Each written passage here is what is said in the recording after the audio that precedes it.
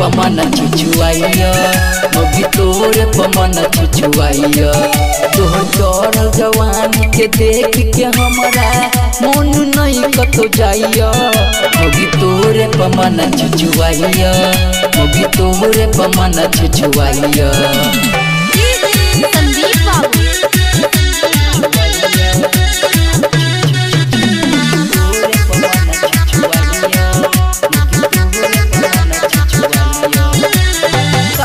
नजरी निगाह से हमरा दिल में गेलौ करिए बड़ी क्यूट लगै छी देखै में गजबे यो फिगरिए फिगरिए हमरा अबू तोरा सिवा कियो और देखल जाइयो मोगी तोरे पमन छुछुआइया मोगी तोरे पमन छुछुआइया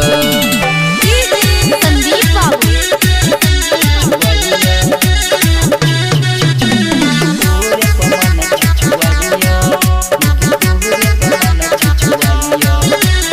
गजबे के लागै छी जब पहरै छी लाल सरिया